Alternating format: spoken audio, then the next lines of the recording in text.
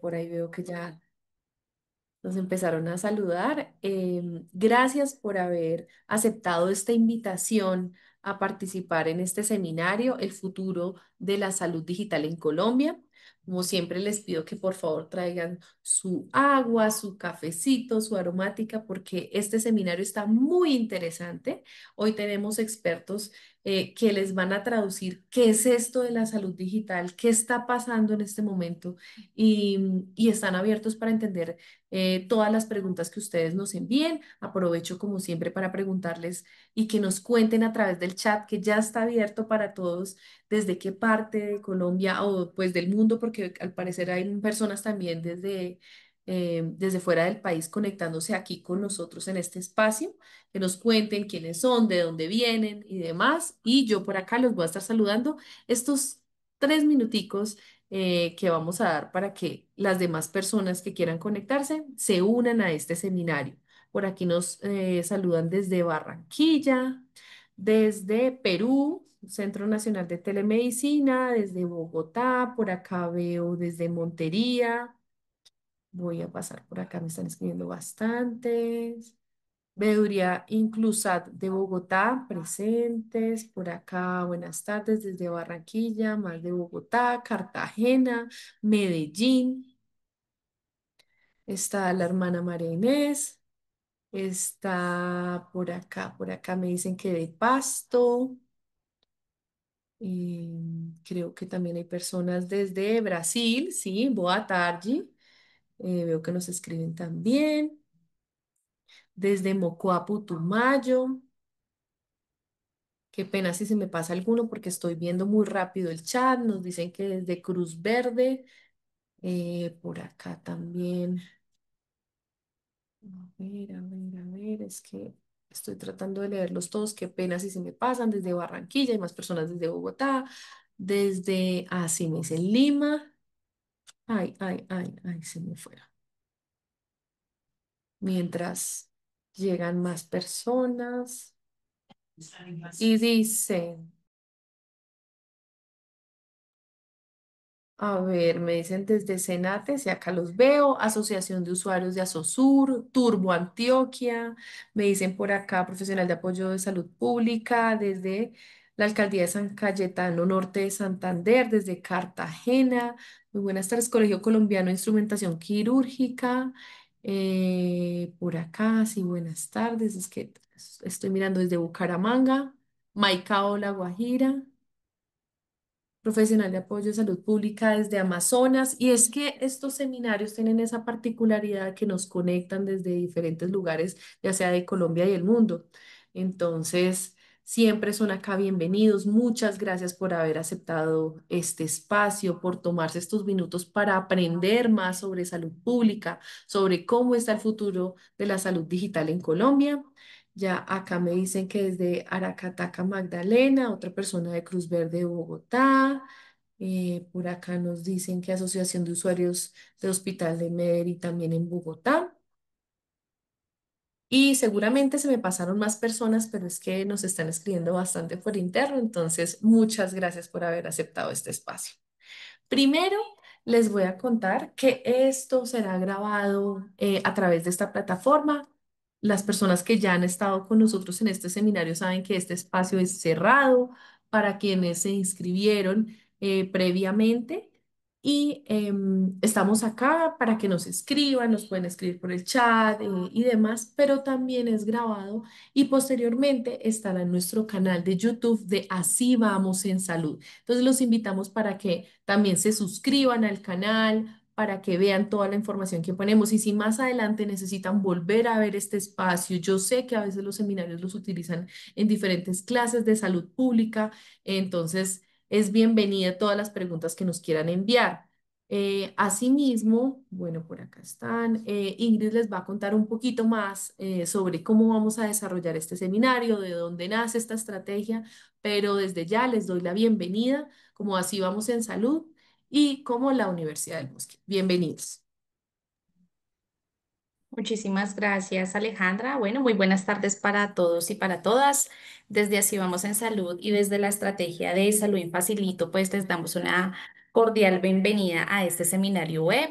Justamente, pues este espacio es enmarca de nuestro propósito de fortalecer justamente la participación ciudadana en las conversaciones sobre el sistema de salud colombiano, donde pretendemos brindar herramientas claras y accesibles que permitan a la sociedad civil organizada, a los líderes comunitarios, a las veedurías, a las asociaciones de usuarios y pacientes y también a la ciudadanía en general para que puedan comprender e incidir de manera más activa en estos temas prioritarios en salud.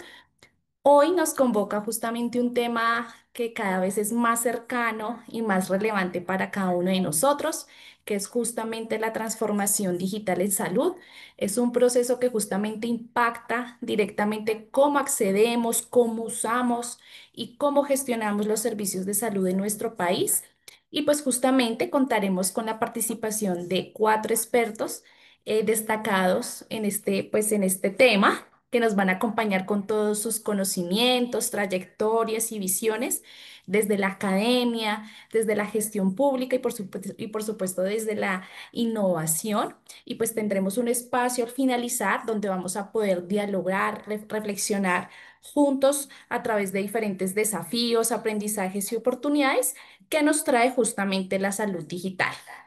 Les vamos a recordar que en el transcurso del seminario estaremos compartiendo una encuesta de satisfacción para que de esta manera les pueda llegar su certificado de asistencia. Entonces estén muy pendientes del chat y bienvenidos a todos y todas. Gracias, Alejandra.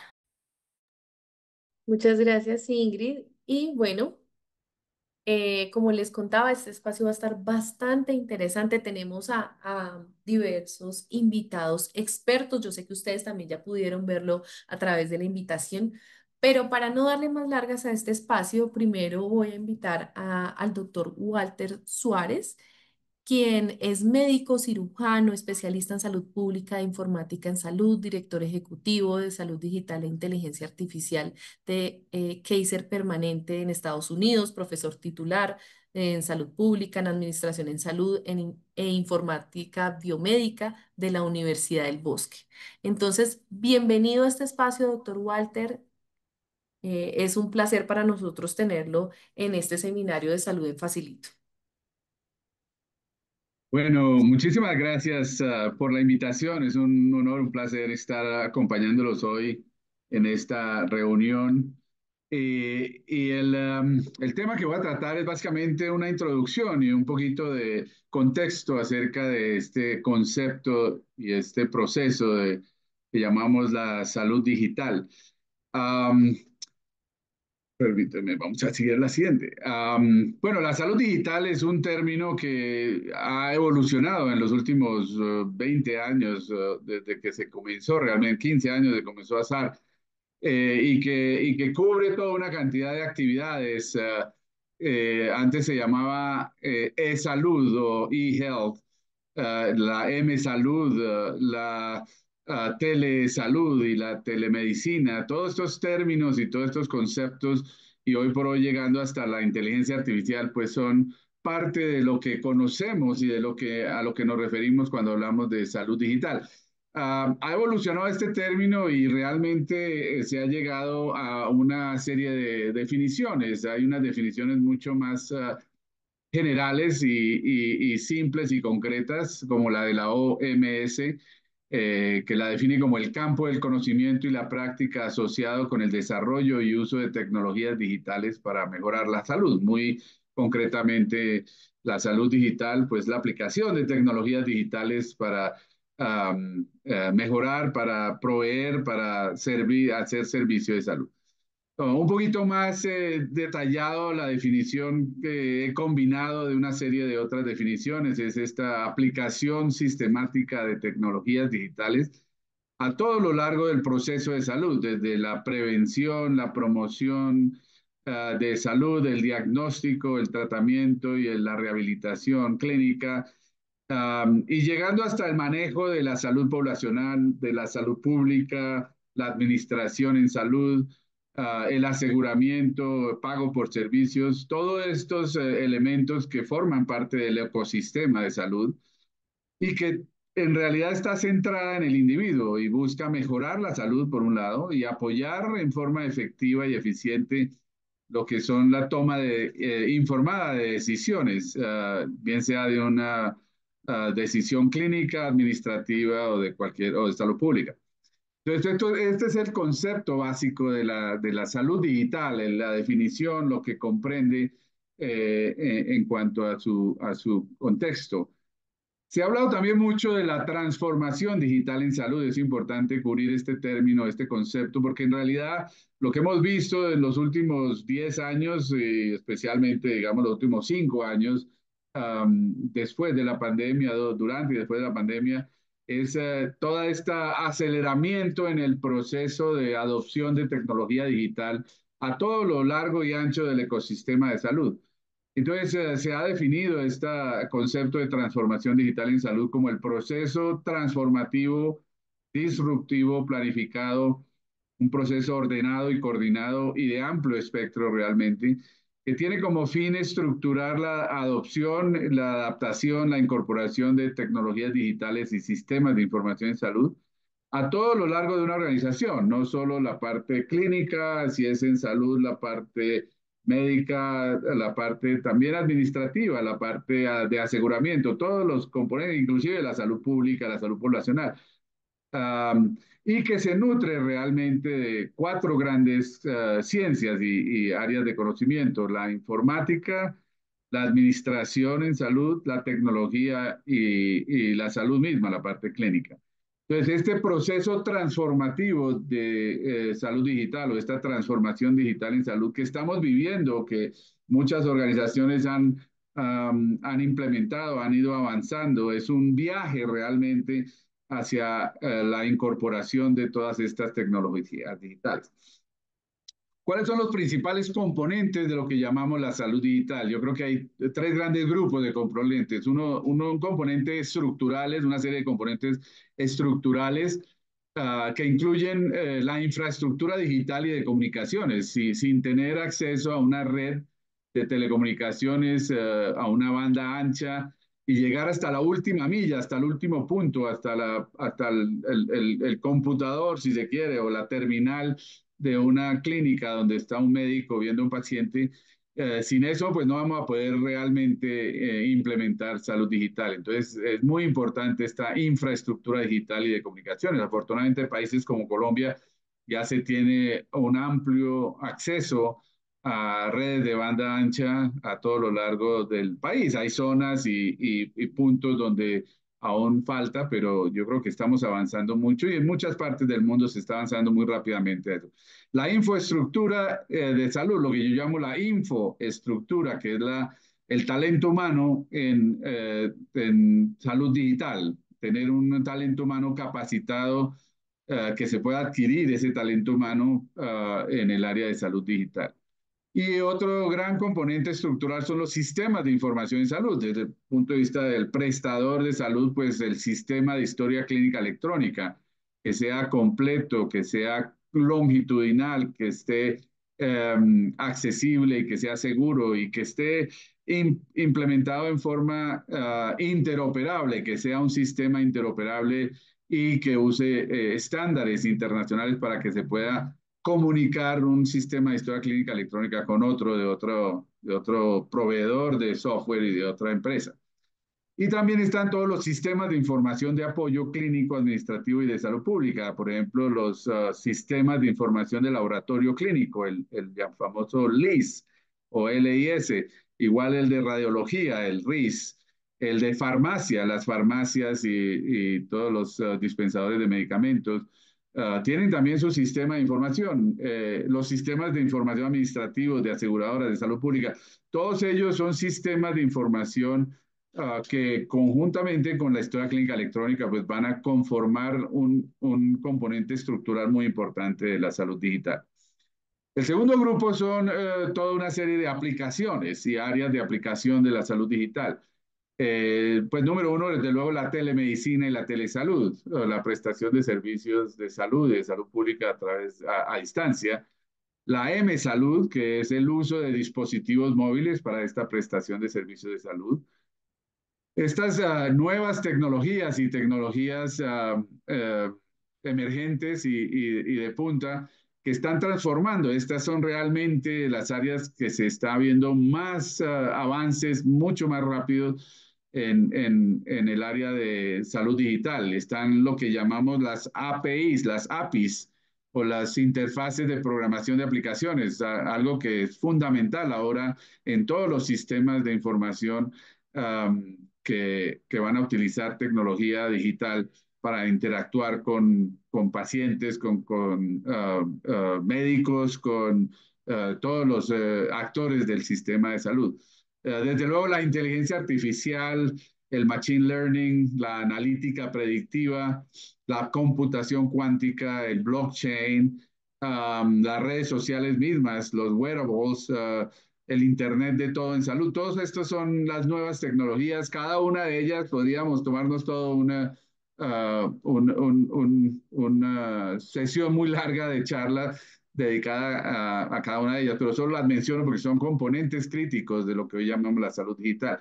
Y por último, en esta área de aplicación es una visión holística, realmente una integración holística del individuo y de su entorno, incluyendo no solo la parte biológica, clínica, psicológica, mental, sino también estos otros grandes componentes, los determinantes sociales, culturales y digitales de la salud, porque ya estamos hablando de determinantes digitales de la salud también. Y finalmente, el último componente son los marcos referenciales, el marco de referencia de gobernanza de estos sistemas de información y de salud digital, eh, las leyes y regulaciones en el entorno donde se esté operando como una entidad, el direccionamiento del sistema de salud, incluyendo los componentes éticos y de equidad en salud, que impactan significativamente y que en buena parte definen un poco la salud digital en sí. El marco de referencia de privacidad, seguridad y ciberseguridad también muy importante para asegurar la integridad, la disponibilidad y la confidencialidad de la información. Y por último, el marco de referencia de estandarización e interoperabilidad. Sin eso no podríamos tener una salud digital que funcionara y que llenara las metas y los propósitos por los cuales se están implementando. Muy rápidamente, ¿cuáles son los beneficios de la salud digital? Hay muchos documentación, muchos estudios y muchos reportes que hablan de cuáles son todos estos beneficios. Este reporte de la Organización Mundial de la Salud que desarrolló la Estrategia Mundial de Salud Digital, pues habla de muchos de ellos. Un resumen muy rápido son estos: realmente incrementar el acceso al servicio de salud a través de métodos como la telemedicina, la telesalud, mejorar la calidad, la eficiencia y la seguridad clínica de los servicios, reducir los costos operativos y administrativos, mejorar la equidad del servicio, ofrecer nuevas formas de atención y direccionamiento hacia la medicina de precisión, la medicina que llamamos medicina de precisión, hoy por hoy personalizada, individualizada, y mejorar la salud de la comunidad, la salud poblacional y los sistemas de salud pública. El día para terminar, hablamos también de los desafíos y retos que tenemos en la salud digital. Aquí los divido en dos: los retos y desafíos estructurales. Dentro de ellos, pues de nuevo menciono la infraestructura, qué tanta capacidad se tiene para tener acceso a estas redes de telecomunicaciones con banda ancha, con buena capacidad para mover bastante información. Hay unos retos y desafíos éticos y de equidad para darle un uso responsable a todas estas nuevas tecnologías digitales, incluyendo desde luego la inteligencia artificial hoy por hoy. Cómo controlamos los sesgos, cómo incluimos las poblaciones más vulnerables en este desarrollo y en este viaje hacia la salud digital. Los retos de seguridad y privacidad, protección y control de acceso y uso de información en salud siempre son críticos, y cuando incorporamos tecnologías digitales, pues se vuelven todavía más críticos por el volumen de captura de información, el volumen de manejo de información y de uso, y los riesgos que conlleva tener todo ese volumen de información en tantos diferentes puntos. El papel es uno de los grandes retos y realmente menciono esto muy enfáticamente porque yo creo que todavía dependemos mucho de procesos de salud que se fundamentan en el papel. Tenemos que llevar papeles de un lado para otro, documentar cosas en papel. Parece que el sistema aún todavía no ha llegado a esa transición donde ya el papel no debería existir, que esa es la gran meta el día de mañana. Y desde luego la interoperabilidad, hay unos grandes retos de interoperabilidad, de adopción de estándares de interoperabilidad. Y el último de intercambio de información, porque hay en muchos casos las entidades tienen unos sistemas de información y una tecnología digital muy interoperable, pero aún no han ejecutado ese siguiente paso, que es el intercambio de información. No se comunican electrónicamente entre ellas, se envían información electrónica en forma estandarizada sin necesidad de ningún tipo de adopción y desde luego sin necesidad de papel. Entonces yo creo que esos son los grandes retos por este lado y los retos de organizacionales que son un poco más específicos a cada organización, la disponibilidad de recurso humano, lo que llamaba yo la infoestructura, que tanta disponibilidad tenemos de un talento humano capacitado en el área de salud digital, los retos financieros y económicos, la accesibilidad a recursos financieros para implementar todas estas nuevas tecnologías de salud digital, retos organizacionales, qué tanta madurez organizacional tiene la entidad para llevar a cabo una estrategia de salud digital, unos retos y desafíos operativos, la transformación operativa de la organización, los cambios en el flujo de trabajo de tal manera que se beneficien y que se basen y que se monten realmente sobre esta salud digital. Los retos tecnológicos, que se tenga la disponibilidad y el acceso a la tecnología digital, y se rompa un poco estas brechas digitales que existen, donde hay entidades que tienen bastante tecnología digital y tienen sistemas de salud digital muy avanzados y otras que tienen, son más limitadas. Y hay los retos culturales de resistencia al cambio. Todos sufrimos de eso un poco, de la resistencia a cambiar y a transformar estos procesos internos que llevábamos muchos años haciendo y ahora tenemos que hacerlo de una manera más efectiva y eficiente a través de estas tecnologías digitales. Y el reto último, el educativo, la necesidad de alfabetización digital de todos los actores del ecosistema de salud. Yo creo que con eso dejo un poco las bases, digámoslo así, y el marco de referencia, el contexto del concepto de salud digital.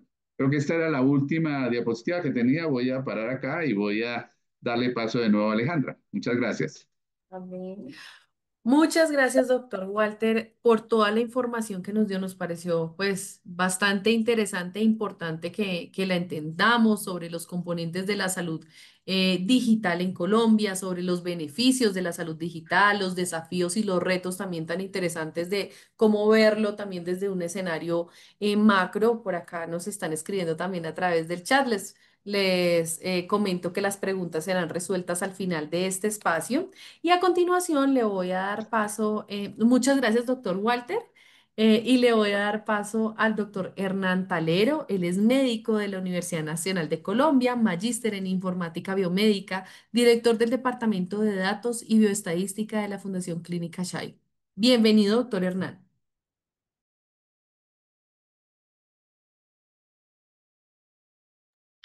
Que está compartiendo Gracias. ya la pantalla. Listo, ya aparece. Le voy a pedir el favor de, sí, de minimizar el espacio y listo. Ojalá cerrar el chat para que no se vea el recuadro de la parte derecha, todo lo que pueda cerrar de imágenes. Muchísimas gracias.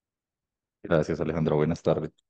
Creo que ahí está bien la presentación. Se Sí, está señor, viendo, lo creo que estamos con claridad. escuchando. Aparece un Mm, pequeño recuadro en la parte derecha, pero me imagino que es el chat del seminario, si lo puede Sí, cerrar en alguna. creo que me deja hasta ¿Se ahí. le aparece algo? Hasta ahí, listo. Bueno, Sí. perfecto. Igual ya estamos viendo la presentación.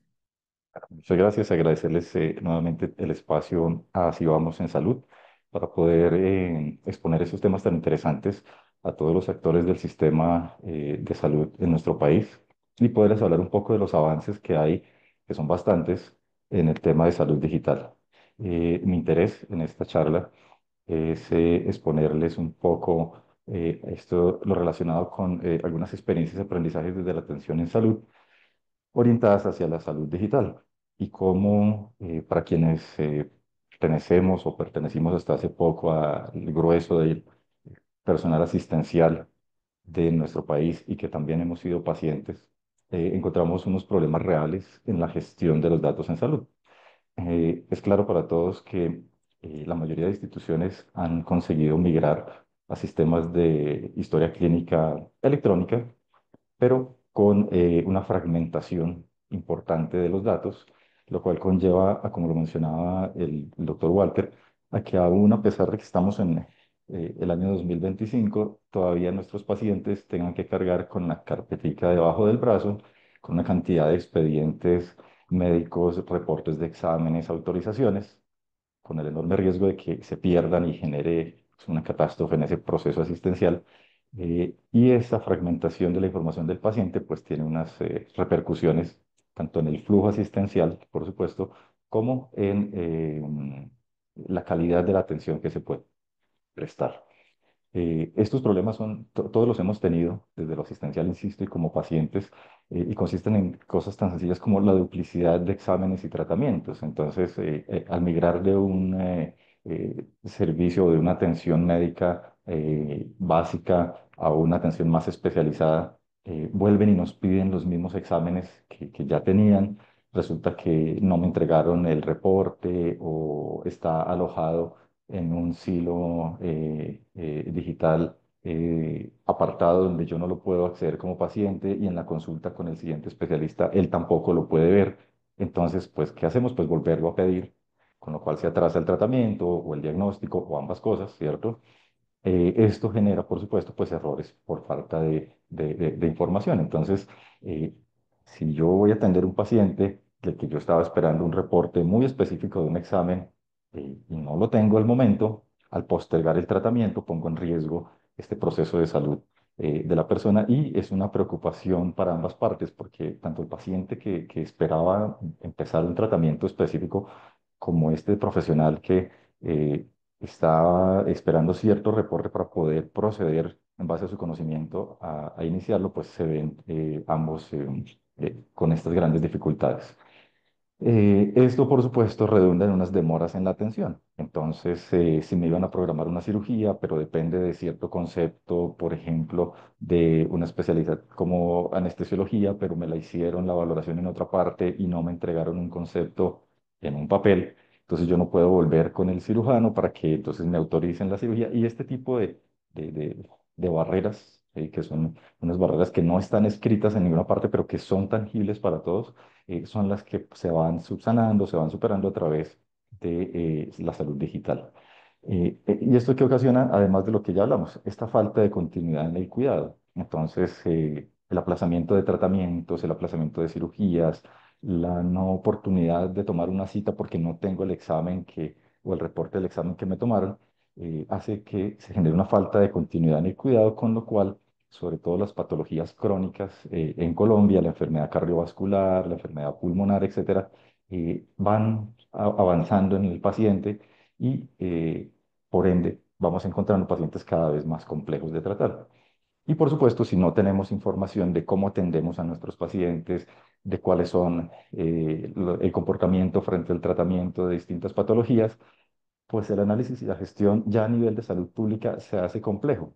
Entonces, las decisiones de salud pública se toman en base a datos parciales, lo que se puede recoger, lo que las instituciones, tanto prestadoras como aseguradoras de servicios, deben enviar por norma, pero hay un sesgo grandísimo entre lo que ocurre realmente en el proceso asistencial y lo que está ocurriendo a nivel de datos que se toman. Entonces, qué se busca o cuáles son las herramientas que la salud digital nos da para superar todos estos impases que todos hemos presenciado? Pues es la historia clínica electrónica interoperable. Eh, en esta pantalla les dejo dos códigos QR que ustedes pues con su celular pueden revisar para que puedan descargar y leer con detalle la Ley 2015 de 2020 y la Resolución 866 de 2021, que en conjunto reglamentan y empiezan a hacer ya la gestión de cómo hacer que estas historias clínicas electrónicas que cada institución usa, que cada hospital tiene, que son de diferentes orígenes, diferentes compañías producen estas historias clínicas, puedan interoperar, es decir, el término interoperar se refiere a que la información que se recoge a través de esos sistemas, la historia clínica de mi hospital con la del hospital que está en el otro departamento, esa información pueda ir y volver entre ambos hospitales y ser de uso en ambos sitios. Entonces, el gobierno, y como ustedes pueden ver, esto ya esta ley ya tiene 5 años ya de antigüedad, es la que crea la historia clínica electrónica interoperable y dicta otras disposiciones y su objetivo es empezar ya a darle forma al proyecto de interoperabilidad, a lograr que los expedientes clínicos de todas las atenciones a nivel de país se concentren en un solo sitio, digamos, por supuesto digital, y las instituciones mismas que llevan esa información a ese sitio puedan otra vez recuperar o consultar mejor la información que se concentra allí y de tal forma que yo puedo conocer fácilmente como médico de un hospital qué le hicieron a mi paciente que estoy viendo ahorita en su última consulta, que fue en un hospital en otro departamento. Y esto en que reviste bastante complejidad, ya funciona así en otros países. En Latinoamérica estamos tratando de ponernos a tono con esto. Algunos países como Uruguay tienen un programa, un proyecto de interoperabilidad ya funcional 100%, pero en Colombia lo estamos construyendo y les puedo contar de primera mano que va por buen camino. La resolución 866, que salió un año después, ya reglamenta cuáles son esos elementos de datos que vamos a compartir, que vamos a interoperar, o sea, qué cosas de la historia clínica que el médico de la consulta externa, que el médico en la hospitalización, que el médico en el servicio de urgencias guardan en el sistema, cuáles de esos datos van a ser compartidos a través de este mecanismo para que puedan ser consultados por otros profesionales de la salud y superar gran parte de las barreras que ya les había mencionado. Entonces, eh, este diagrama intenta explicar a grosso modo en qué consiste pues este proyecto, que es un proyecto de corte nacional y en el que ambos, eh, los últimos 2 o 3 gobiernos han invertido una gran cantidad de recursos en el que están involucrados desde la academia y sobre todo desde las distintas disciplinas, ingenieros, médicos, abogados, etcétera, porque es un proceso bastante complejo. Básicamente, y voy a mostrarles aquí un poco, la historia clínica electrónica que independientemente de quién sea el dueño, quién la haya creado, el software que sea, funciona en algún hospital y desde allí podemos guardar los datos. Todos hemos asistido a consultas que todavía se hacen en papel en algunas partes, pero en la gran mayoría de sitios y cuando esto entre en vigor, pues de a poco y de forma progresiva va a ser obligatorio tener un sistema de registro electrónico, pero todos hemos visto que en la consulta el médico en un sistema va guardando los reportes, lo que es la historia clínica tradicional. En odontología también, las valoraciones que hace en nutrición, etcétera. Normalmente lo que ocurre hasta ahora es que yo guardo la historia clínica y se queda, digamos, aislada dentro de mi sistema de información, ya sea de mi hospital o de mi EPS o de una relación entre el hospital y la EPS, ¿cierto? El asegurador, cualquiera que sea. La interoperabilidad, el sistema de interoperabilidad lo que hace es que automáticamente el médico o el profesional médico, profesional de salud, guarda la historia clínica, se genera un registro digital de atención, es decir, un nuevo archivo que contiene la información que el gobierno definió es obligatoria de esa prestación de ese servicio, de esa consulta ambulatoria o de ese servicio de urgencias. Esos datos se recogen en este registro digital de atención y ese registro viaja automáticamente a una, digamos, a una central que recopila, ¿sí?, toda esta información. Y estas centrales hay varias, digamos, distribuidas a lo largo del país, que es lo que llamaríamos un nodo territorial. Como esto es un proyecto, por supuesto, a nivel país y que está en cabeza del Ministerio de Salud, pues hablamos de territorios. Entonces, los territorios van a estar, digamos, interconectados y va a haber un nodo que va a ser o una secretaría de salud de un departamento o puede ser inclusive un hospital de referencia muy importante de alguna zona. Desde el punto de vista técnico, va a recoger estos registros digitales de atención, que son unos archivos que llevan estos datos relevantes de la atención y los van a subir a esta plataforma de interoperabilidad.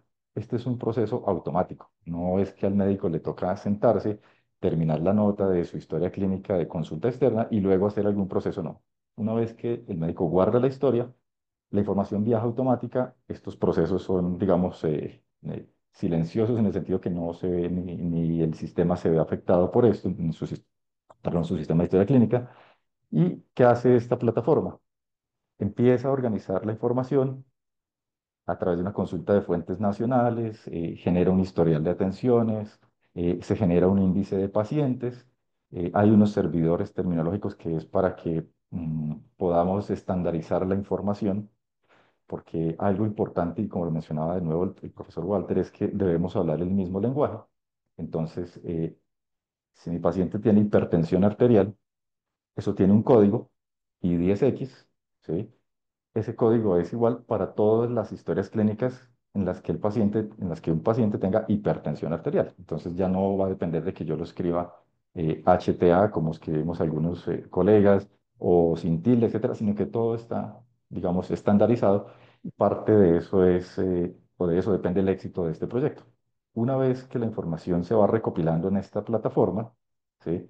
La misma plataforma se encarga de disponer el dato, ¿sí? Mediante unos procesos, por supuesto, informáticos, y en la historia clínica del médico que hizo la historia, que acaba de ver este paciente, ¿sí? Él puede ver a través de un visor que se debe instalar ahí los reportes tanto de la historia que acaba de ver, aunque pues está en su sistema, como él va a poder consultar, por ejemplo, si vi a un paciente en la consulta externa con un diagnóstico de hipertensión y ya lo vio el cardiólogo hace 2 meses, entonces yo puedo ver esa historia, ¿sí? De esa consulta de cardiología y por supuesto me va a aportar una información supremamente importante para saber qué conceptos dio, cuál es su plan de manejo y que no se interrumpa el proceso asistencial. Esta información va a estar disponible, por supuesto, al ciudadano.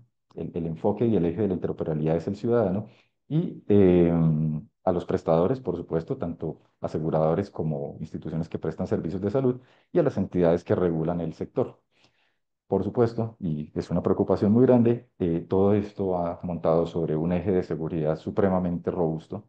El Ministerio de Salud ha invertido una gran cantidad de esfuerzo en que este ir y venir de esta información que incluye datos personales, pues cumpla con los márgenes de seguridad bajo estándares internacionales, de tal forma que pues esta información no quede expuesta y con esto lograremos compartir esta información que tiene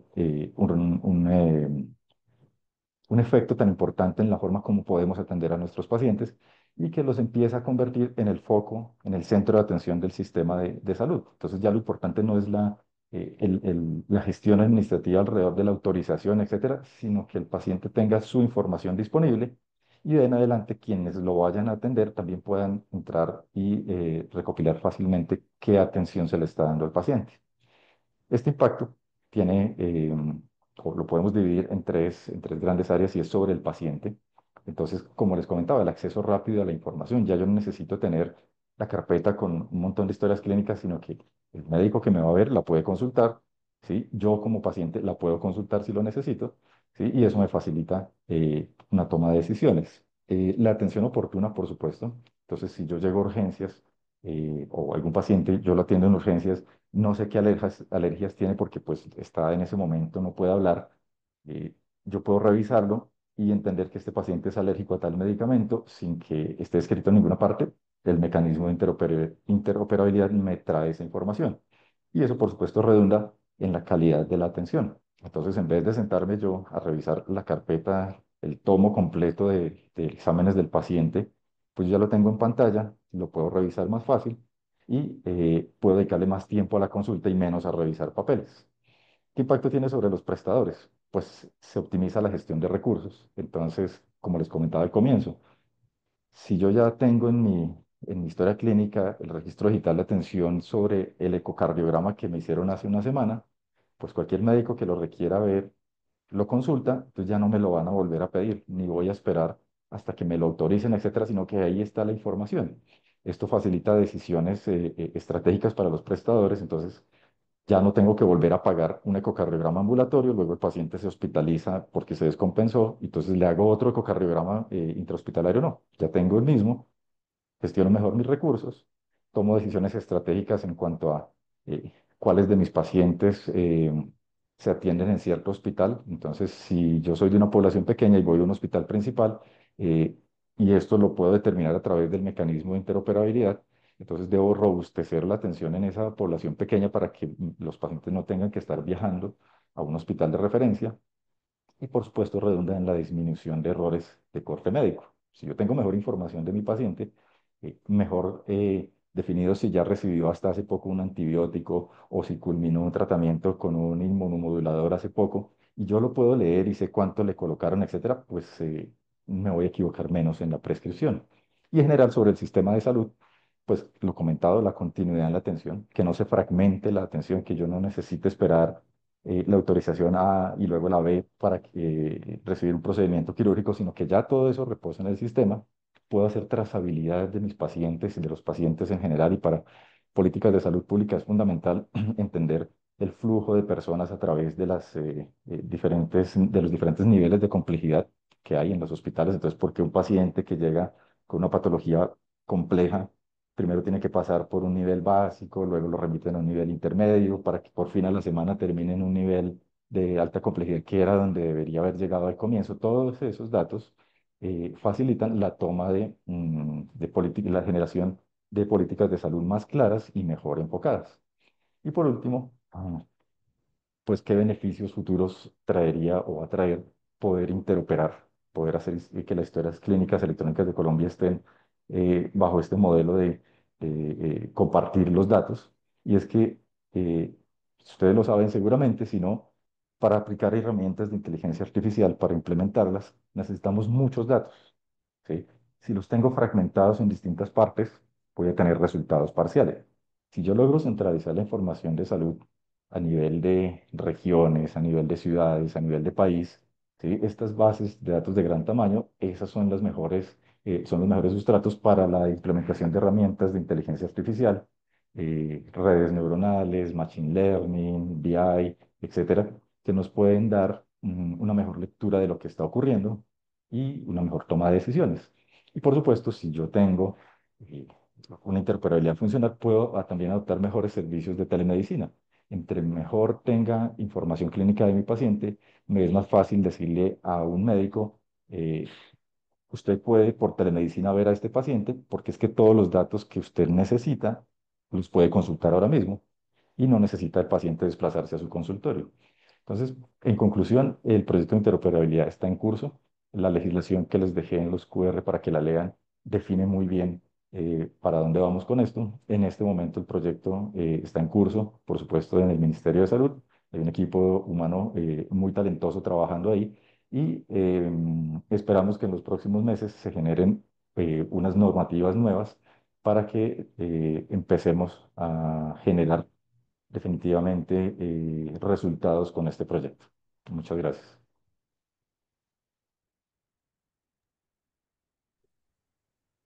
Por acá, listo. Muchísimas gracias, doctor Hernán, pues, por todas estas claridades que nos dio. Realmente estuvo muy interesante ver estas experiencias y aprendizajes desde la atención en salud, esta historia clínica electrónica interoperable y cómo, en qué consistía y demás. Creo que también nos da mucha claridad. Vi que el chat estuvo moviéndose bastante. De hecho, por ahí nos escriben bueno, que saben que la interoperabilidad mejora la eficiencia y la calidad del cuidado. En fin, ahí también nos mandaron varias preguntitas, pero como les comenté con la anterior intervención del doctor Walter, las vamos a dejar para el final para que así todos tengan este espacio. Y muchas gracias también por contarnos sobre este impacto de esta interoperabilidad en la atención en salud. A continuación, entonces, le voy a dar paso al profesor Felipe Mejía. Listo, ya lo veo en pantalla. Muchas gracias, profesor. El profesor Felipe Mejía es fundador y consultor de Econex IQMC CIH. Actualmente está cursando la maestría de biomédica y es doctorado en salud global, ¿sí? Bienvenido, doctor Felipe. Él nos comentó que tiene alguna molestia de la garganta, ¿sí? Sí, Entonces sí, está evitando estoy hablar mucho. saliendo. Estoy saliendo un poco de una laringitis, entonces acá tengo cada tanto, tengo que tomarme un poquito de agua porque me duele un poco si hablo mucho sin hidratarme, pero muchas gracias. Es un honor participar de esta sesión con los otros profes. Por aquí vi un comentario que me gustó mucho que decía que se me diluyó, es que escriben harto y entonces se diluye, ¿no? Ah, dice aquí, Sí, al paciente de hay que acuerdo. educarlo ya que todos no cuentan con servicios tecnológicos. Ahí va más o menos como hacia donde yo me voy a enfocar. Entonces voy a empezar a compartir acá. Eh, Listo, ya estamos viendo la pantalla, entonces cuando Súper, quiera. súper, maravilloso. Muchas gracias. Entonces, bueno, la idea, lo que les voy a hablar es un poco desde el enfoque centrado en el ciudadano, participación, derechos y acceso. La idea siempre es fomentar ecosistemas equitativos y empoderar a los individuos. A veces la cosa se vuelve demasiado tecnológica y hay una obsesión de tecnología. Yo fomento la integración de la tecnología, pero siempre pienso que no toda idea por ser nueva es buena y no toda idea por ser vieja es mala. Entonces siempre hay que como detenernos y pensar las cosas un poquito para saber si efectivamente vamos a hacer esta integración de estas nuevas tecnologías. Máxime en el caso de la inteligencia artificial, ¿no? Hay que ir con calma en algo que parece que a ratos nos excede. Entonces, como ya nos lo contaban los profes, bueno, tenemos una especie de contexto, hay un antes y un después en el mundo con la pandemia y efectivamente también con la salud digital. La pandemia le puso un returbo a la salud digital porque el encierro y las necesidades de mantener todavía los sistemas de salud pues hicieron que se pivoteara un poco hacia qué había en infraestructura digital para poder seguir prestando los servicios, ¿no? Y la salud digital, con todos sus términos asociados, que ya son muchos años, ha estado ahí, pero como que renació como el ave fénix con la pandemia, ¿no? Pero claro, pues como se necesitaba la continuidad de la atención y había que mantener los servicios de salud pública, entonces era importante como verificar que efectivamente se pudiera y que se hiciera bien y que fuera sostenible y no nos fuera a quebrar. Hay un imperativo estratégico global que es institucionalizar la salud digital dentro de los sistemas, es decir, que casi que ni tengamos que pensar en un sistema paralelo de digital, sino que lo digital de alguna manera se diluya dentro del sistema de salud. Pero como al final todo está en función de las personas, mm, hay un término muy importante que es la ciudadanía digital en salud, que ciudadanía suena como que vamos a sacar un DNI o una cédula, una identificación, pero realmente es un marco de pensamiento donde intentamos como PIN funcionar la alfabetización digital, que es un campo muy importante, pero no se nos puede quedar ahí, la alfabetización en salud y eliminar un poco todo este tecnicismo que a veces nos navega a los usuarios cuando nos enfrentamos al sistema de salud, que pues uno puede tener acceso a la historia clínica, pero que la pueda entender es otra cosa.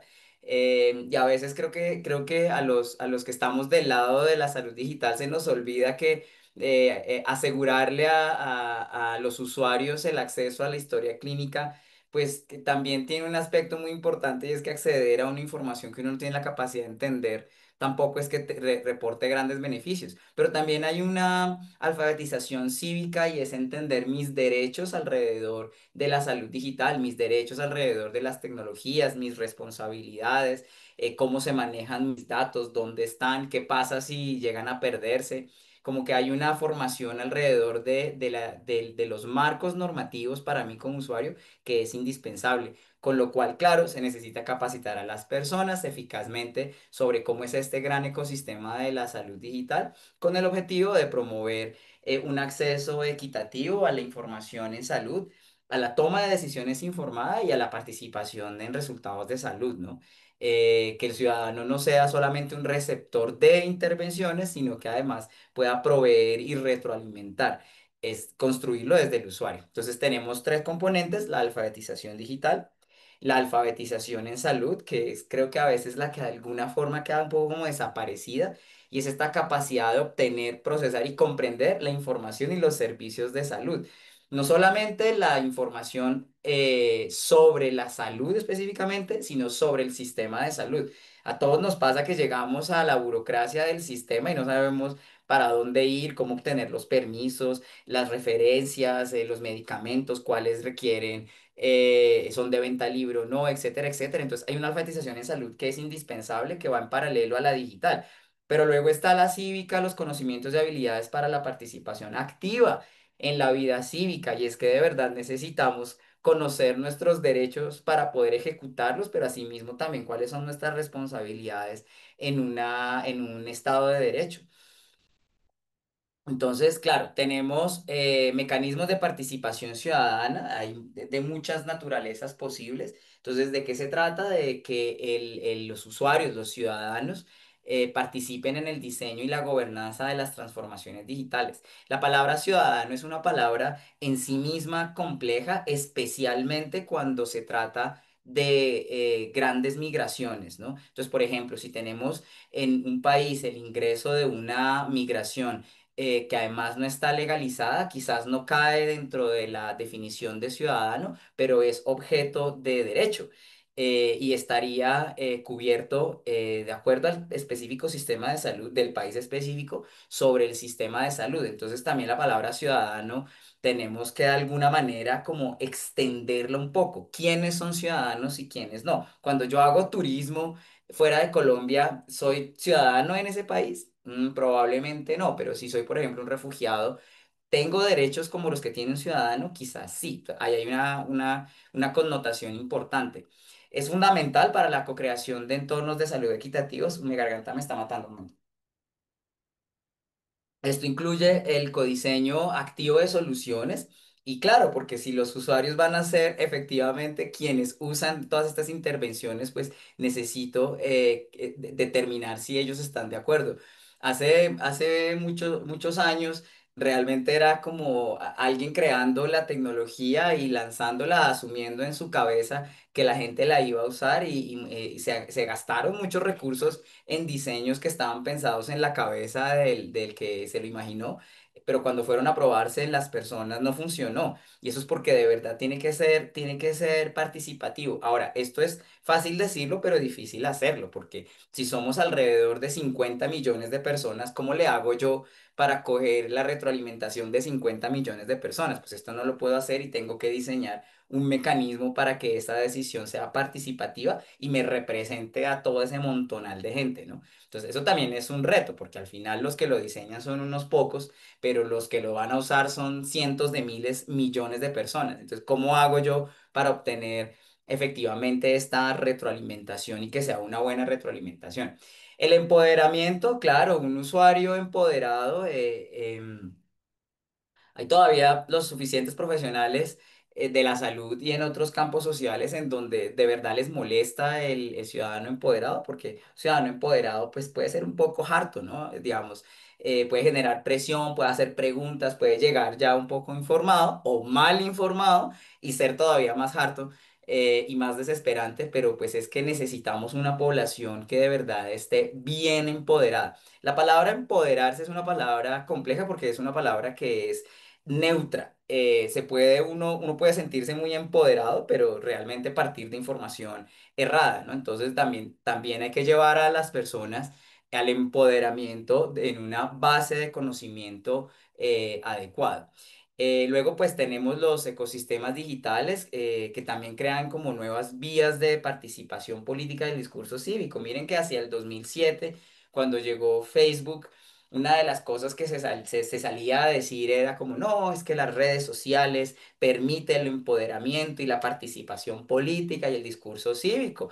Pero lo que pasa es que en ese momento nadie se imaginaba que se iban a volver estas cámaras de eco en donde las personas se radicalizan, pueden ser todo lo que quieren ser, pueden hacer spam, pueden perseguir personas, o sea, hubo unas consecuencias que nadie se estaba imaginando. Entonces, esto de los ecosistemas digitales crean nuevas vías para la participación, sí, pero también crean nuevas vías para todo lo demás. Esto es una puerta abierta para muchas cosas, ¿no? Entonces uno no puede perder como no se puede dejar enamorar tanto de la tecnología. Hay un ensayo muy famoso de Martin Heidegger, el filósofo alemán, por allá empezando el siglo XX, que se llama La pregunta sobre la tecnología, en donde él también desde ya desde ese momento decía como, cójala suave, o sea, no se deje llevar por todas las promesas tecnológicas, porque una tecnología puede ser una maravilla, pero también puede ser un gran problema. Miren el problema en que se nos ha convertido en las redes sociales y la adicción tan terrible que nos ha representado el celular. Escapar del celular es quizás uno de los grandes objetivos que tenemos ahora como sociedad, es ver cómo hacemos para no ser tan adictos de algo que en principio pensábamos que era tan maravilloso.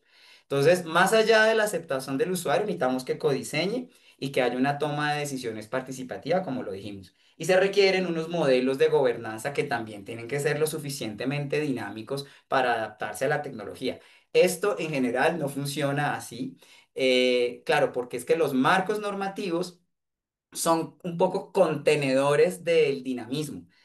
Malo, no necesariamente, pues porque es que no se puede cambiar de repente la infraestructura de pensamiento y los marcos de decisiones cada que salga algo nuevo, ¿no? O sea, por eso también tienen que ser contenedores, pero no pueden ser tan contenedores como para que no permitan que avance nada y que surja nada. Entonces el marco normativo tiene que de alguna manera contener y permitir, es un tira y afloje constante. Y ahora con tecnologías como la inteligencia artificial, este tira y afloje ha probado ser realmente difícil porque uno parpadea y ¡pum! Hay una nueva posibilidad tecnológica. Entonces esto se nos está volviendo un reto y realmente no ha habido una forma de pensar un marco normativo que se adapte con la velocidad suficiente, pero con el rigor adecuado también.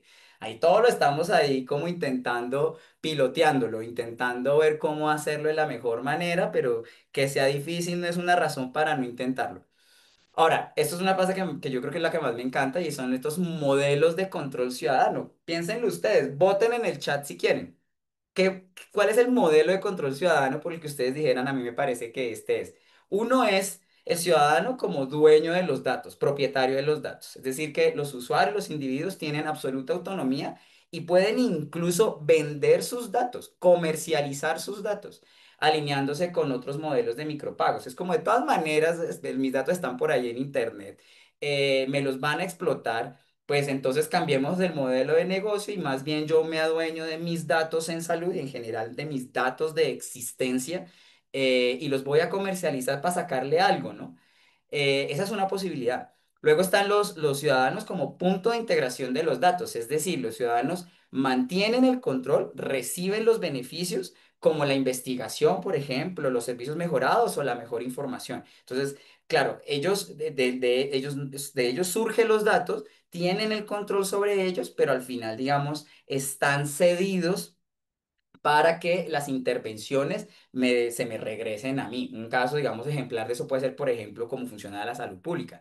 Los ciudadanos como donantes de datos para el bien público, y entonces quiere decir que los datos de las personas son parte de la infraestructura pública. Esto tiene unas connotaciones importantes y es como todos los datos personales o solo los datos que yo quiera compartir. Porque si uno dice todos los datos personales, entonces podemos instalar mecanismos de seguimiento de las personas en absolutamente todos los espacios posibles. Pero lo queremos de esa forma, queremos tanto monitoreo sobre nuestras vidas. accesibles como en un formato anónimo para un beneficio público, idealmente anonimizado. O sea, las promesas de anonimización son gigantes, pero pues, o sea, igual también son retos tecnológicos e ingenieriles difíciles asegurar absoluta anonimización y que no vaya a haber una reidentificación del usuario, ¿no? Luego, terceros de confianza. Entonces, los donantes de los datos tienen una fiducia básicamente que gestione sus datos para un beneficio específico y que está supervisado pues como por un ente, ¿no? Un ente del Estado, un ente al que se le asigna esa función.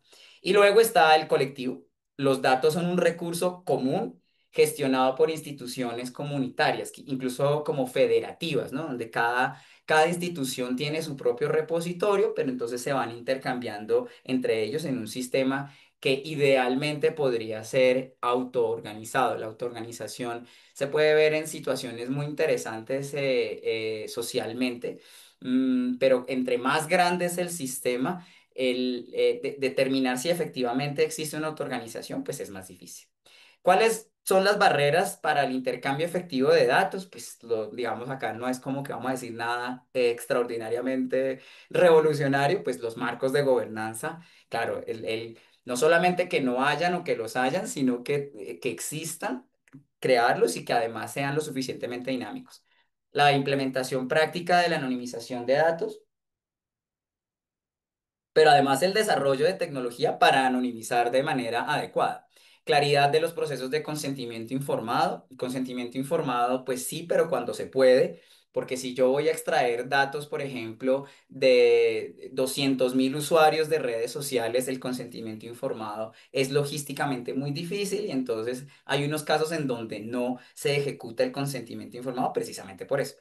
Luego los niveles de alfabetización digital, que pues definitivamente el profe hablaba de los determinantes digitales sociales, pues del ecosistema digital, efectivamente, es decir, cómo tener una vida posible sin el ecosistema digital. Realmente ahora es bien difícil con las desventajas que esto nos ha traído, ¿no?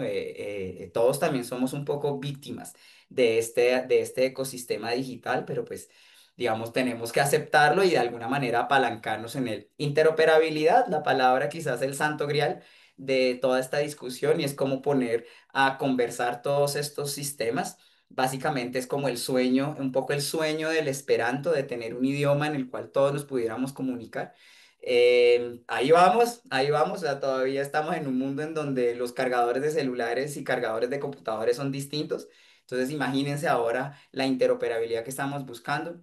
Percepción de falta de control por parte de los ciudadanos, no solamente en salud digital, sino en general. El ciudadano de alguna manera está paternalizado por el Estado que decide un montón de cosas sobre el ciudadano y el ciudadano tiene, digamos, poco espacio de acción y la calidad general de los datos. O sea, claro, uno habla de todas estas cosas, pero es que el principio fundamental de todo es que los datos sean buenos datos. Entonces, igual con la inteligencia artificial y uno en este momento de las empresas que más crece con un muchacho muy joven es porque él dijo, realmente hay un negocio sobre asegurar la calidad de los datos. O sea, la inteligencia artificial máxima, pero sin buenos datos, pues, ¿qué? ¿Qué podemos hacer realmente? La verdad. La inteligencia artificial no soluciona en sí misma la calidad de los datos, que eso es una manera, perspectiva muy interesante. Impulsores, los ciudadanos están más dispuestos, ¿sí? Hay la que se llama la paradoja de la privacidad, y es que parece, uno le pregunta a la gente, ¿a usted le gusta la vida privada? ¿Usted siente que quiere tener una vida solo para usted, etcétera, etcétera? Y la gente va a decir, sí, oh, claro, sí, la privacidad para mí es importantísima. Sin embargo, en redes sociales y en historias suben la foto de la hija, de la cumpleaños, del viaje, que porque corrieron 10 kilómetros o 15 no sé qué. Entonces, digamos, hay una paradoja sobre lo que las personas hoy en día consideran como privado, ¿no? Y eso es una cosa bien importante y es que conscientemente están menos dispuestos a compartir datos que lo que hacen en la realidad. Es increíble todo lo que la gente es capaz de decir, y a veces hasta con poco conocimiento, si uno le hiciera un seguimiento al historial de búsqueda de Google o de cualquiera que sea el buscador, uno se sorprendería de lo que la sociedad anda haciendo por ahí. Entonces también hay una cosa ahí sobre lo de disposición a compartir los datos. Faltan incentivos claros, claro. No, ¿cuáles son estos incentivos como para que haya ese intercambio? La transparencia insuficiente y el desconocimiento de los derechos. Pero es que esto va más allá de la salud digital. ¿Cuántos derechos realmente desconocemos? Barreras persistentes, la falta de conciencia y exposición. O sea, hay un montón de gente que no tiene ni idea de las posibilidades de la salud digital, que están ahí quizás ya implementadas, pero pues que simplemente no las conocen.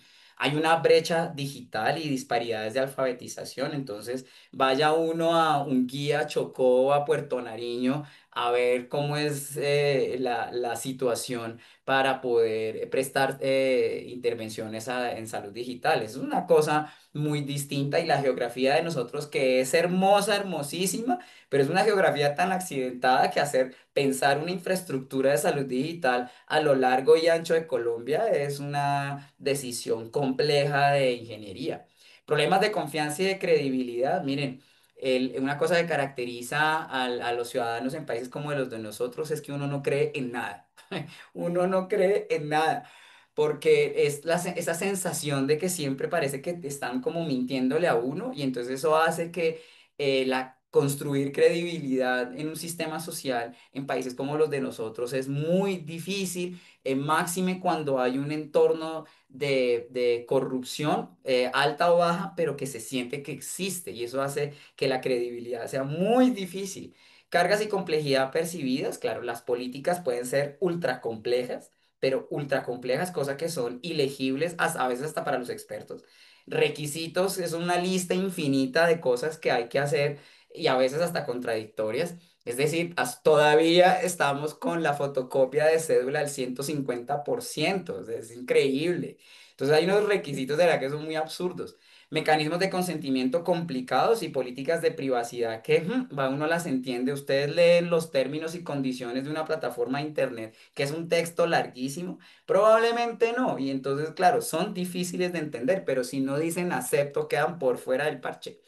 Falta de integración y personalización. Soluciones una integración perfecta en la atención médica existente y en los entornos comunitarios. Es decir, tiene que tener la posibilidad de adaptarse.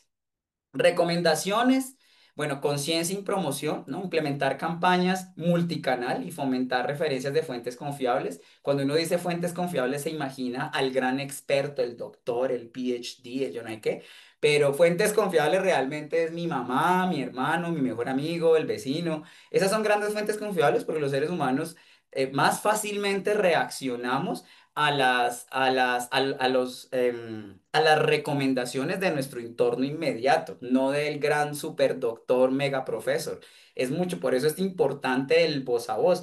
Y el que haya puesto un negocio, como me ha tocado a mí en la independencia, uno sabe que no hay nada como el voz a voz. Eso sí, no hay promoción vía redes sociales que supere al voz a voz.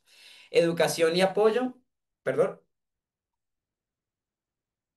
Integrar la educación en salud digital en entornos de atención médica, es decir, que darle la oportunidad a la gente como, ve, mire que aquí está esta opción, pero entonces venga, le explico cómo es que funciona y no simplemente decir como, señora Doña Rosa, que tiene 85 años, vaya, descargue la aplicación en Google Play y haga, tome una foto de su cédula y súbala. Eso no funciona así porque ¿cómo? O sea, ¿cómo vamos a esperar eso? Entonces tendría que estar como una pequeña de preintroducción, ¿no?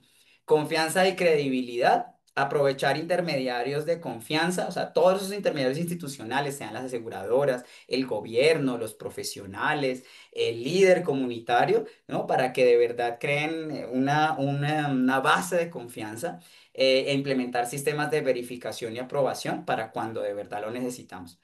Priorizar el diseño centrado en el usuario, esto se ha dicho, o sea, yo siento que cuando crearon como todas las tecnologías, pasando por la imprenta, han hablado del diseño centrado de usuario, esto es como un gran paradigma, pero hacerlo en la realidad no es tan fácil como uno se imagina, porque el usuario es un ente abstracto, pero es que son cientos de millones de usuarios.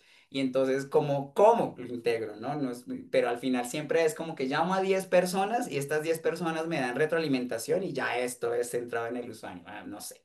Vamos a ver si esto realmente es así.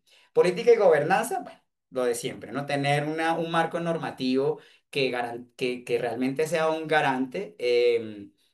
Tanto cuando se equivoca la salud digital, ¿no? Porque la garantía no es que funcione bien, sino, bueno, y si funciona mal, ¿quién se hace responsable que funcione mal?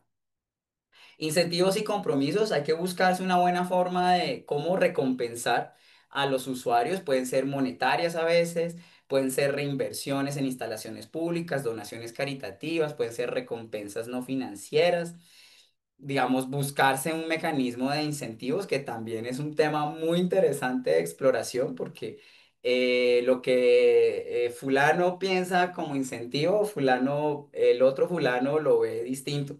Y entonces los incentivos son muy interesantes, y ahí hay un tema digamos, que uno puede vincular a los profesionales, de los científicos del comportamiento que tienen mucha experiencia en esto de los incentivos, y a mí es un área que me parece muy interesante. Muchas gracias. Bueno, mis datos, ¿no? Muchas gracias. Voy a seguir tomando agüita porque aquí estoy como al borde de no poder un poco más, pero es que como que me animo y se me va la pita y me riego como la sopa, dice mi madre. Muchas gracias. Muchísimas gracias, profesor Felipe. Qué bueno que la voz duró hasta el final, entonces maravilloso. Excelente espacio. Además, también lo que aprendimos sobre las barreras de datos y empoderamiento de la gestión en salud, todas estas recomendaciones estratégicas para una mayor adopción de la salud digital. Entonces, realmente sí queda uno como con varios aprendizajes de de todo lo que nos han contado los expertos que han estado en este espacio. A continuación vamos a tener justamente un espacio de preguntas. Hemos visto que nos han llegado varias, pero hemos cogido un par como de las que más se repiten o como de las que consideramos que son interesantes para que las resolvamos. Para esto vamos a tener al profesor Wanderley Arias, quien es magíster en epidemiología, especialista en estadística y docencia universitaria. Es candidato a doctor en modelado en política y gestión pública, maestrante en IA, integrante de Hemisferes, y docente e investigador de la Universidad del Bosque. Doctor Wanderley, bienvenido, y también le doy espacio a el doctor Hernán Talero, al doctor Walter Suárez y al doctor Felipe Mejía para que nos respondan las preguntas que han sido enviadas por el público.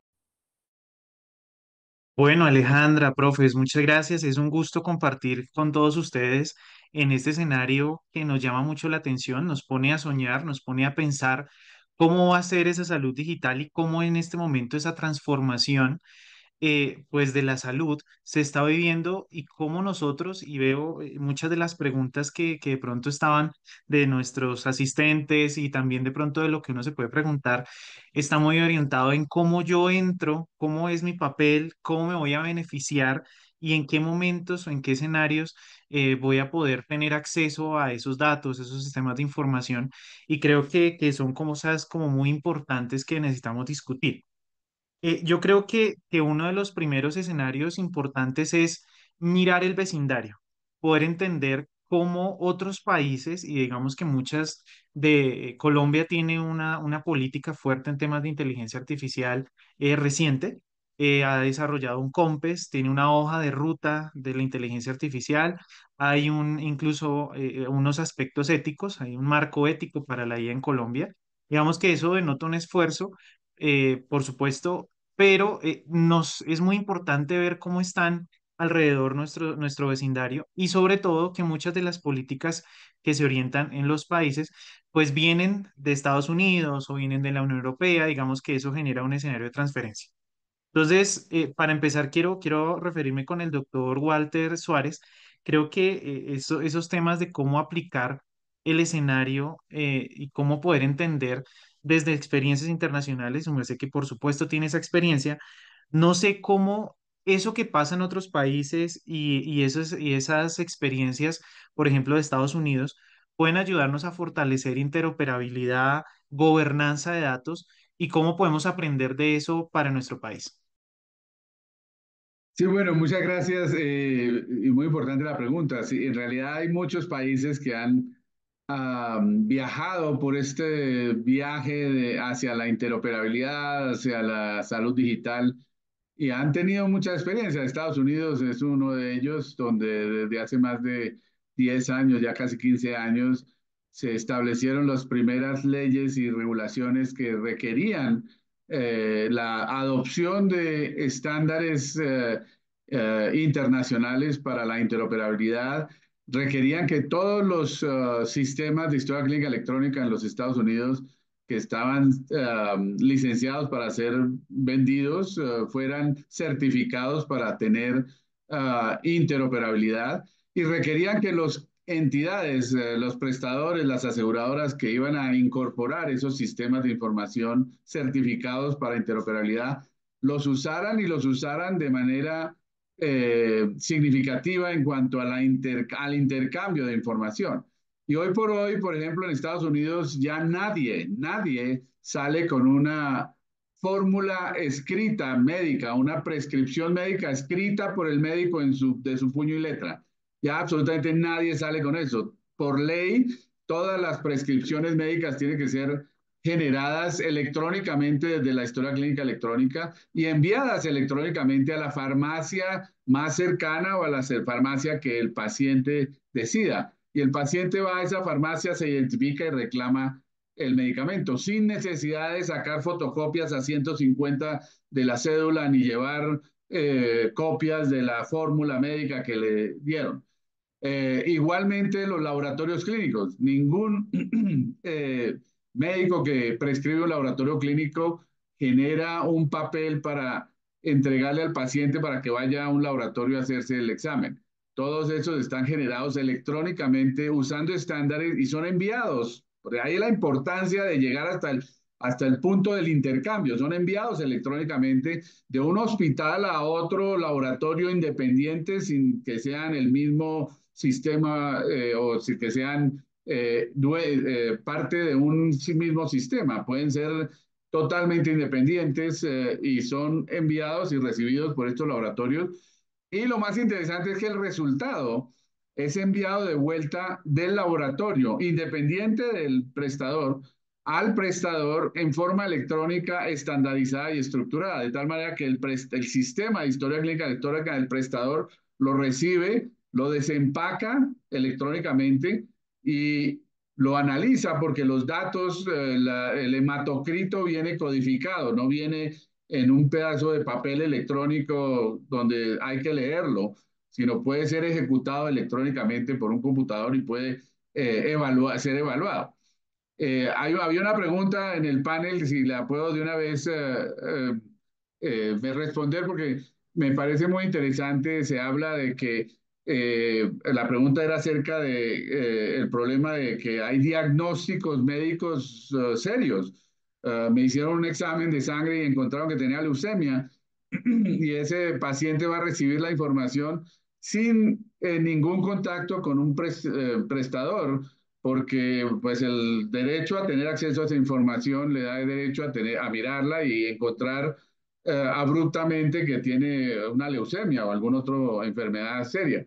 En Estados Unidos la ley permite eso, pero también le da la autoridad al prestador para definir una serie de códigos electrónicos de enfermedades. De ahí la importancia de la codificación electrónica, de tal manera que si hay un resultado que muestra una patología sensitiva, el médico puede bloquear esa información de ser vista y tiene la responsabilidad de buscar al paciente para decirle, ya llegaron los resultados, tenemos que hablar, quiere hacer una cita virtual o una cita presencial y podemos hablar de los resultados del laboratorio.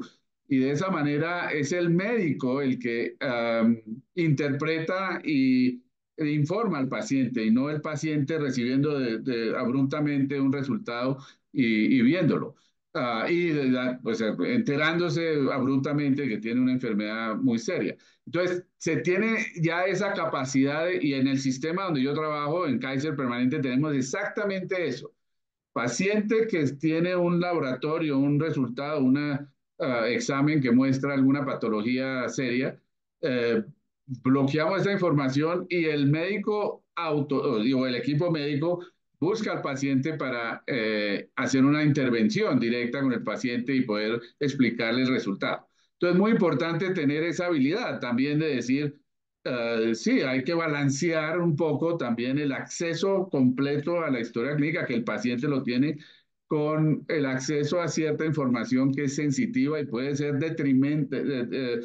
problema para el paciente, puede producirle un shock que resulta la persona con un infarto porque se enteró que tenía una enfermedad sin ningún contexto. Entonces, es muy importante ese elemento y por eso las lecciones que tenemos de otros países es que realmente puede llegar hasta ese grado de interoperabilidad, de intercambio de información y de control de información con una interpretación apropiada del médico. Doctor Walter, me suena, me hace una pregunta muy importante y es pensar cómo fue ese proceso, porque digamos, llegar a esas instancias de interoperabilidad, de transformación digital, tener todo, digamos, de cierta manera automatizado y poder aprovechar estas tecnologías, puede ser un reto, por ejemplo, para países latinoamericanos. Y el caso específico de Colombia, ahorita lo mencionaba el profe Felipe, y digamos en el chat también lo Claro. han mencionado mucho, y es estas personas, digamos, que tienen, por ejemplo, adultos mayores, cómo se hace ese proceso de alfabetización digital y cómo estas personas, de cierta manera, no sufren a la hora de enfrentarse, lo que decía el profe Felipe es cierto, o sea, yo tengo que para enviar una autorización hacer todo un curso de cómo tener que descargar, cómo fue ese proceso y qué podemos aprender de ello.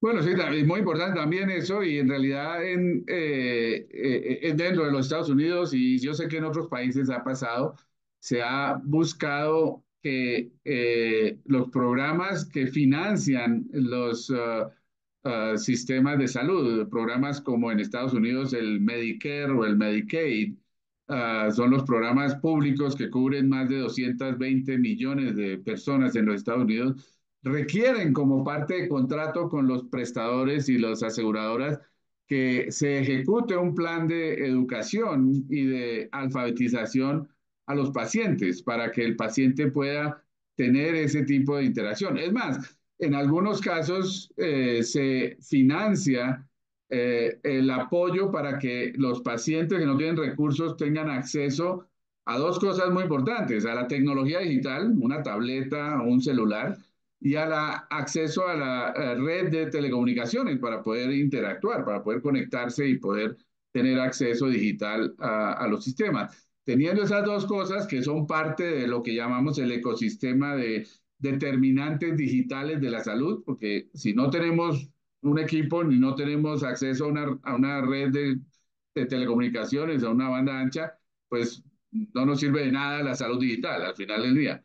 Entonces, teniendo esas dos cosas en pie, ahora necesitamos educar al paciente para que pueda navegar a través de todos los portales y todos los recursos digitales que tiene y todos los recursos digitales que incluyen muchas cosas, por ejemplo, sacar citas con médicos electrónicamente, sin necesidad de llamar y esperar a que alguien le conteste, no, directamente en el sistema o hacer la cita virtual, o recibir laboratorios, o toda una cantidad de elementos que si una persona no tiene cierto grado de educación digital para poder navegar a través de esos portales que se tienen, que son muy complejos, pues vamos a tener también problemas de barreras y de nada nos sirve haberle dado al paciente o haberle proveído una tableta o un celular y tener banda ancha si la persona no va a poder tener una buena interacción.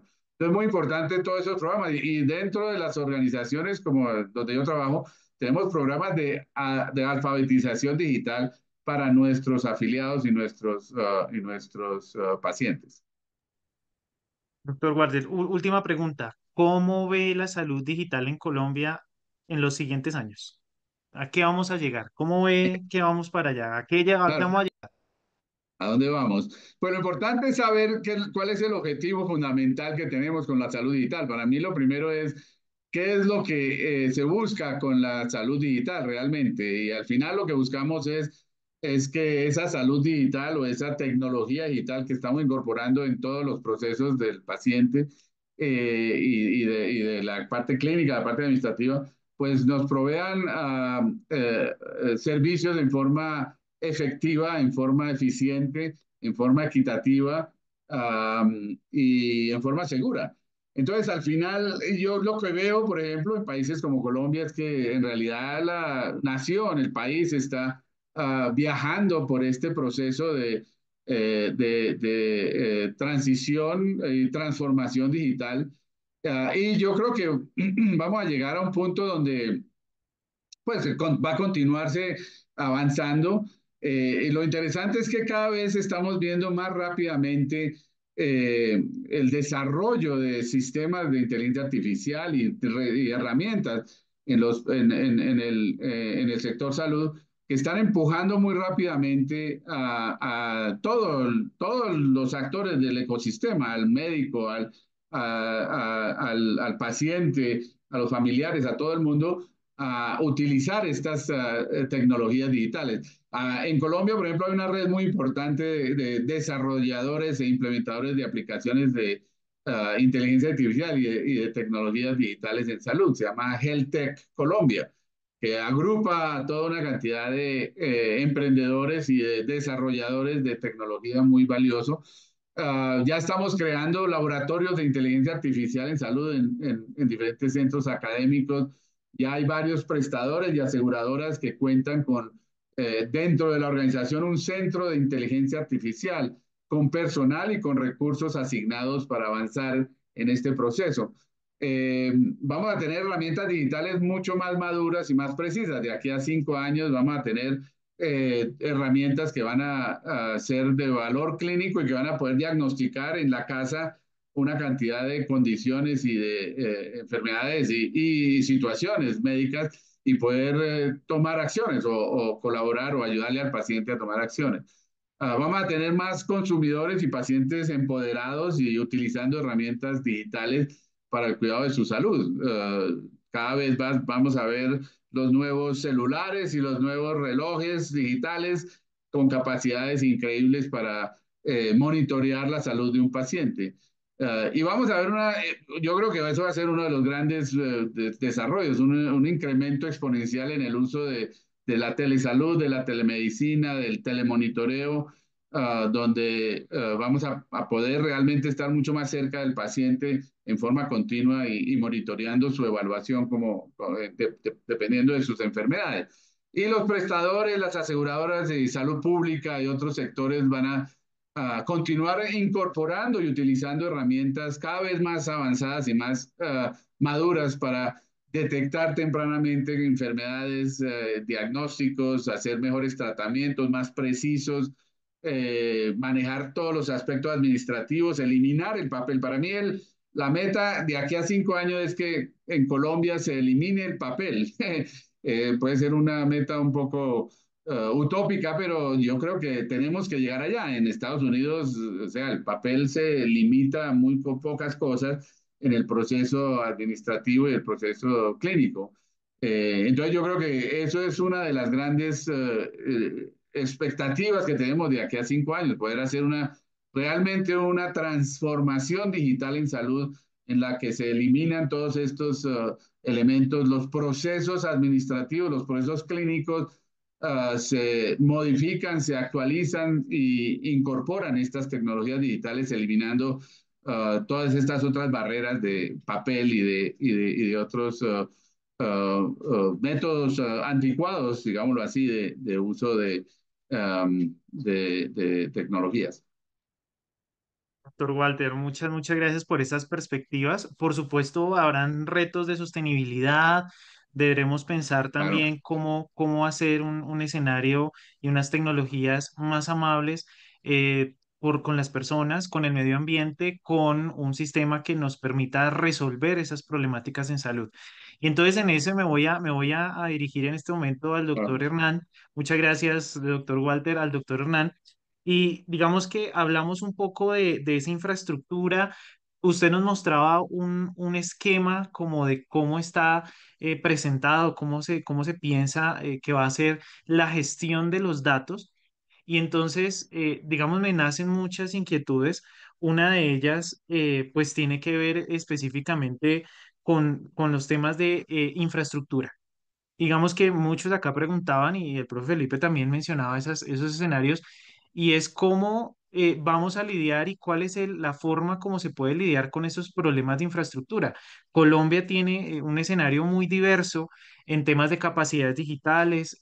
Ahorita estamos incluso discutiendo desde pues, el escenario político temas como competencias, ¿sí? Asignación de recursos y cómo se va a hacer, por ejemplo, ese desarrollo de infraestructura digital y bienes públicos. Cómo esa infraestructura juega un papel fundamental y cómo lidiar con ese problema, profe Hernán.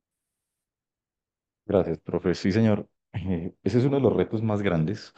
Las ideas sobre cómo debe funcionar un programa de interoperabilidad están descritas hace tiempo, funcionan en otros países, pero el reto principal es definir la parte de infraestructura.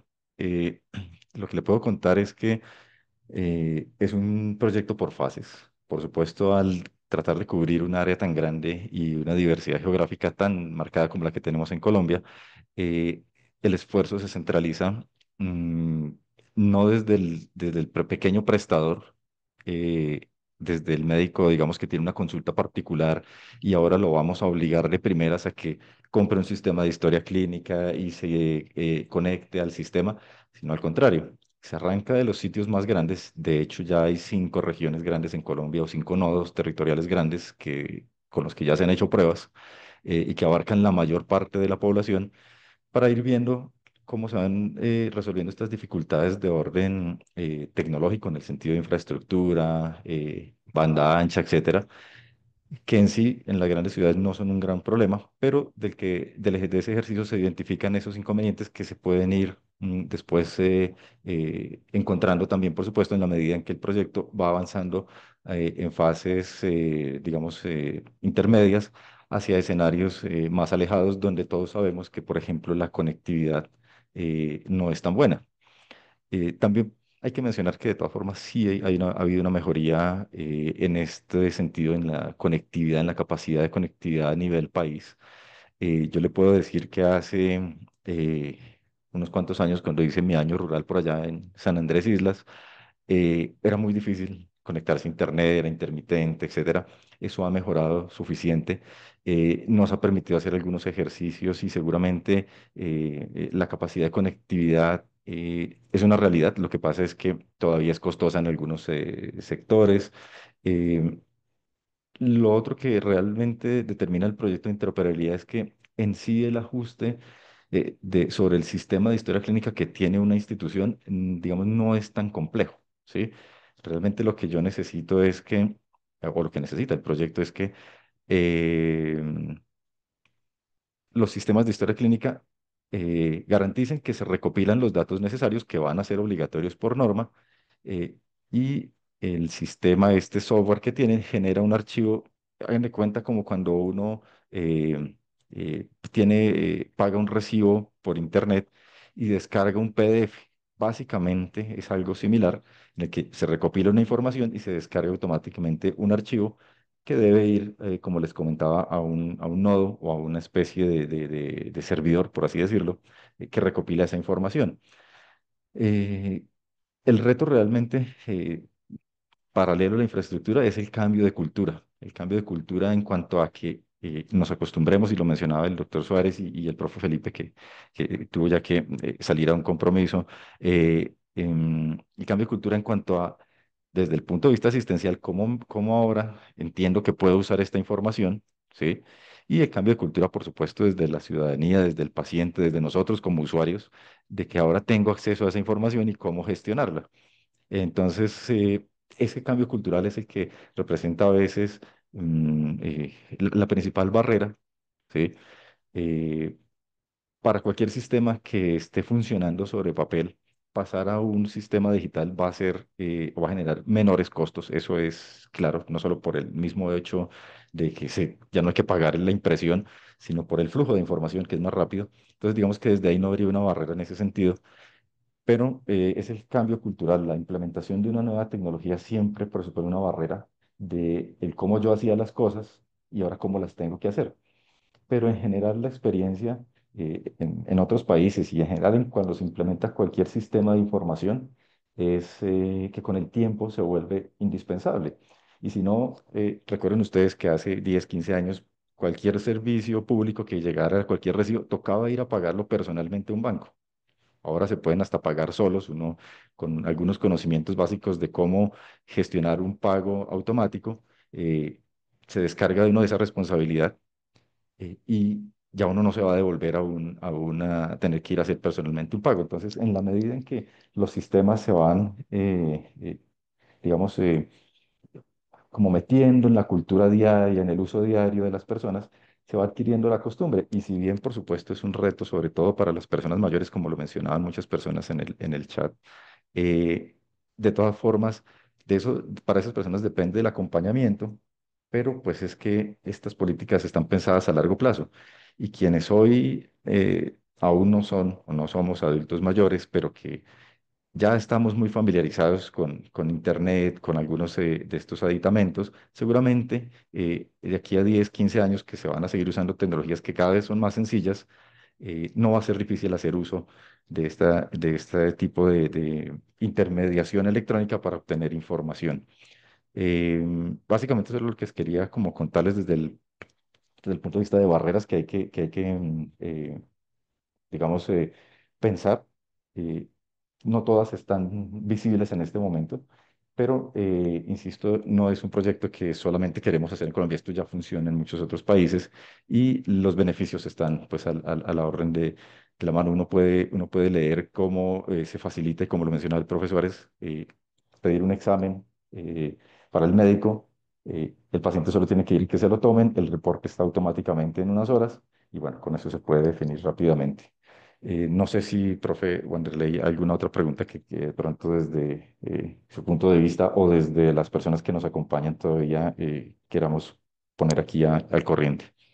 Sí, profe. Creo que ahora nos toca ponernos del lado de los actores y es pensar que este ecosistema de salud digital involucra competencias en el escenario de los profesionales de la salud, pero también unas competencias digitales y alfabetización digital desde la perspectiva de los pacientes. Digamos que desde un poquito desde el escenario de los profesionales de la salud, uno pensaría, digamos, que es uno de los temas que también es controversial, el reemplazo de la inteligencia artificial. La UNESCO, por ejemplo, ha generado informes sobre el impacto que tiene la inteligencia artificial en las profesiones, pero específicamente viéndolo desde una perspectiva positiva, cómo como profesionales de la salud nos pudiéramos preparar. Y aquí hay un asterisco grandísimo porque, claro, no esperamos que todos los profesionales de la salud se vuelvan ingenieros, se vuelvan analistas de datos, que empiecen a hacer modelamiento, sino que se hagan parte del ecosistema, pero también nuestros pacientes. Y digamos que los pacientes hagan parte y digamos que tengan ese papel, la sociedad civil tenga un papel determinante. Generalmente ellos ayudan a construir las soluciones, pero también, digamos, son usuarios del sistema. Entonces, de pronto, profe, ¿cómo pudiéramos identificar o cómo pudiéramos ver cuál es el papel o qué debería yo como profesional de la salud empezar a construir? Y cómo podrían los pacientes también desde su autonomía y desde el acompañamiento que hacemos, por supuesto, como universidades y como instituciones, a esto que ellos pues deben adquirir para un futuro como lo planteaba el profe Walter. Sí, profe, desde el punto de vista de los profesionales de la salud, y seguramente hay varios aquí presentes, la responsabilidad de nosotros es aprender a que las herramientas de informática en salud, llámese inteligencia artificial o cualquier otra que se utilice, van a ser un complemento de nuestro ejercicio, ¿sí? Y no un reemplazo. De hecho, todo esto que se llaman herramientas de soporte a la decisión, lo que facilitan es un acceso a la información precisamente para una toma de decisiones mejor informada. En algunos campos, claro, la inteligencia artificial ayuda muchísimo a determinar por imágenes, diagnósticos, etcétera, pero el enfoque de esto, como se plantea desde diferentes ópticas, desde gobierno, desde sectores privados, es simplemente dar un apoyo al profesional para que la información que requiere y que le permita tomar una decisión clínica mejor informada esté ahí disponible. Entonces, nunca va a ser un reemplazo, la decisión última la tiene siempre el personal asistencial, el médico, y lo que sí hemos visto es que al contar con una información consistente de forma más rápida, yo le puedo dedicar más tiempo a interactuar con mi paciente, que es algo que se ha venido perdiendo precisamente por la implementación de los sistemas de información, al punto que, y a todos nos ha pasado, el médico, el odontólogo, la fisioterapeuta se sienta más tiempo en el computador a tener que llenar una serie de datos que realmente lo que se puede interactuar. Entonces, hay tecnologías que facilitan el guardar la información de una consulta médica simplemente escuchando la interacción médico-paciente y el médico va a poder enfocarse en evaluar al paciente de una forma más integral y hacer más preguntas de lo que le permite actualmente una consulta, pues, de 20 minutos. ¿Y qué debemos hacer desde el punto de vista pacientes? Pues tenemos que, como lo mencionaba el profe Felipe, empoderarnos de esto en el sentido de que si somos el foco de atención como pacientes, si somos el centro de esto, debemos exigir a los prestadores la capacitación suficiente para entender cómo funcionan los procesos. Y no me refiero a entender cómo funciona el código detrás de las aplicaciones, sino cuál es la utilidad, cuáles son los beneficios que trae y por supuesto jornadas que deben estar enfocadas en que la persona haga uso de la herramienta, independientemente de su nivel de cultura digital. Cada vez son más fáciles las aplicaciones. De hecho, en general, como cuando uno va a un cajero, son cosas que actualmente casi ni botones tienen, sino simplemente es seleccionar algunas opciones en pantalla. Hacia eso deben derivar las plataformas que interactúan con el paciente y lo vemos en algunos desarrollos que ya existen. Pero por supuesto también hay, así como tenemos que exigirlo, también hay un deber de ir a conocerlo, ¿sí? No podemos pasar o pretender eh, exigir ciertas responsabilidades sobre cómo usar el sistema si no partimos del interés de usarlo y en últimas con el tiempo a fuerza de presión vamos a tener que hacerlo. Entonces, es parte del cambio cultural que comentaba, pero definitivamente es de parte y parte, ¿sí? La tecnología está aquí en salud para apoyar facilitar la toma de decisiones, ¿sí? No para reemplazar al profesional como conclusión, y es responsabilidad de nosotros como usuarios aprender a usarla bajo un entorno educativo que debe ser proveído tanto por prestadores como por aseguradores. Profe Hernán, muchas gracias por estas respuestas. Creo que quedamos con algunos retos como sociedad civil, como prestadores, como profesionales de la salud, como academia. Creo que una de las reflexiones importantes es que la transformación digital es una realidad, que la transformación digital viene a poder a potencializar esa infraestructura y esos activos que tenemos en salud y creo que una de las grandes lecciones que nos queda también de este escenario, de esta discusión, es poder entender que necesitamos conocer un poco más las herramientas, que necesitamos aprender más de ellas, identificar los beneficios, pero también identificar los riesgos. Creo que en un ejercicio de responsabilidad, de transparencia y entender que todos hacemos parte del sistema. Somos ciudadanos digitales en un ecosistema también y esa ciudadanía no solamente nos acarrea derechos, sino también deberes. Y creo que es algo que tenemos que entender y que hemos intentado y estamos construyendo todos los días crear una sociedad civil, pero también tenemos que empezar a configurar esa sociedad digital. Entonces, profe Hernán, al profe Walter, al profe Felipe, muchas gracias por esta participación. Creo que ha sido un webinar muy interesante. Muchas gracias, por supuesto, Así Vamos en Salud por la invitación. Alejandra, Ingrid, por su anuencia. De parte, pues, de la universidad, de la Maestría de Informática Biomédica.